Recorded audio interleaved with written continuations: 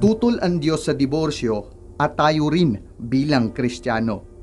Mga kapatid, kamakailan lang ay mainit na napag-uusapan at pinagdedebatehan ang patungkol sa pagnanais maisabatas ang divorce bill sa Pilipinas. Marami sa mga konserbatibong Kristiyano, partikular na tayong mga debotong Katoliko, ang ipinaglalabang tutulan na maipasa ito pagkat ito'y malinaw nga na salungat sa kalooban ng Diyos. Ang nakakalungkot nga lang na marami rin sa mga naghahayag na sila raw umano'y Kristiyano o Katoliko, ngunit pabor naman o suportado sa diborsyo. Okay, understandable given para sa mga taong hindi naniniwala sa Diyos na sumuporta nito, kasi nga wala naman silang pakialam sa moral standards ng Diyos. But in this episode, I'm speaking about the moral perspective as a follower of Christ. Kasi nga kung tayo ay totoong Kristiyano, nararapat tutulan natin ang mga bagay na masama at kasiraan sa mata ng Diyos, partikular na ang diborsyo. Sapagkat ayon sa nakasulat sa Biblia, in Proverbs 8:13 says, "The fear of the Lord hates evil." And in Romans 12:9, St. Paul says, "Let love be without falseness, hating evil, clinging to what is good." Therefore, as true Catholics and true Christians in general, we should hate evil. We should hate divorce. And as what also in the book of Malachi 2:16 says, "For I hate divorce, says the Lord, the God of Israel." Malinaw ang patotoo sa Biblia na kinapupuotan ng Diyos ang diborsyo. Ngayon, sa papanong paraan naman naging masama o immoral ang diborsyo sa mata ng Diyos?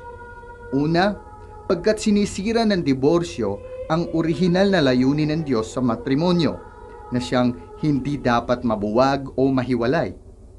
Ayon na nga mismo sa salita ng ating Panginoong Hesukristo sa Mateo 19:4-6, ganito ang pagkakasabi, "At siya'y sumagot at sinabi, Hindi ba ninyo nabasa na ang lumalang sa kanila buhat sa pasimula ay sila'y nilalang niya na lalaki at babae? At sinabi, dahil dito'y iiwan ng lalaki ang kanyang ama at ina at makikisama sa kanyang asawa, at ang dalawa ay magiging isang laman. Kaya nga hindi na sila dalawa kundi isang laman. Ang pinapagsama nga ng Diyos ay huwag papaghiwalayin ng tao." Nangangahulugan lamang na ang diborsyo ay isang malinaw na pagsalangsang sa kalooban ng Diyos, pagkat ang Diyos mismo ang siyang nagtatag sa sakramento ng matrimonyo. At dahil pag-ibig ang Diyos, ginawa na rin tayong mga tao out of love bilang lalaki at babae, for that purpose of loving one another as husband and wife. Na kung kaya't ang pag-iibigan ng mag-asawa ay naging isang larawan sa ganap at di matitinag na pag-ibig na mayroon ang Diyos sa tao. Ito'y mabuti at lubos na mabuti sa mata ng may likha. At ang pag-ibig ng mag-asawa ay may kalakip na biyaya na siyang nagbubunga ng panibagong buhay upang maisagawa ang karaniwang pangangalaga sa likas ng mundo. Kagaya nga na nabanggit sa Henesis 1:28, sinabing, "And God blessed them, and He said, Increase and multiply, and fill the earth, and subdue it." And that signifies how wonderful it is that God designed a family in that way, between the mutual love of a husband and wife, and towards their children, loving one another, united by God as husband and wife, and that is why marriage is designed by God as unbreakable.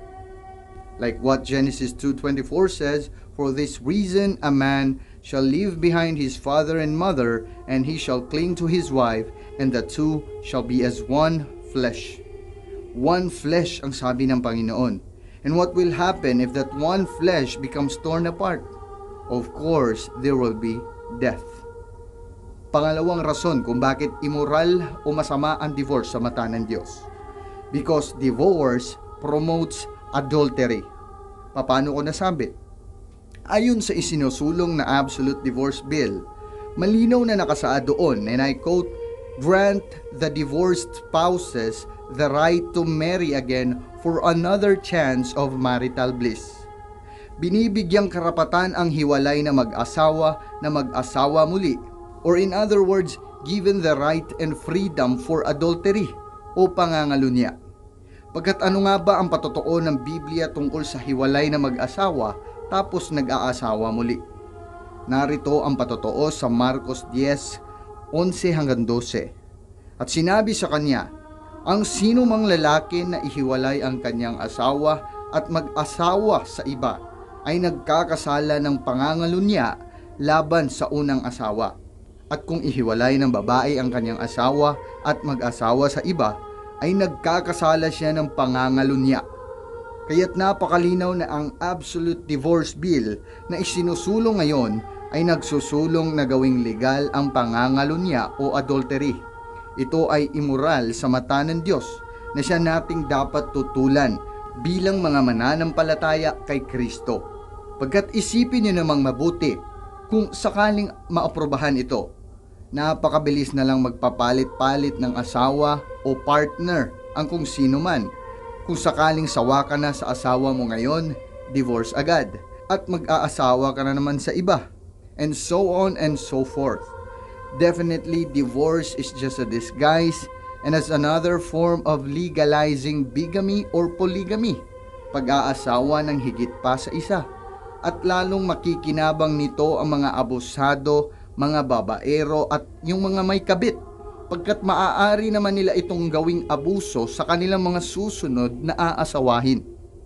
So it doesn't really guarantee protection to anyone from abuse, kundi bagkus magiging lisensya nila ito upang samantalahin ang pagkakataong maaaring makapag-asawa muli at kung sawa na ay lilipat na naman sa isa for the sake of own's happiness, ika nga.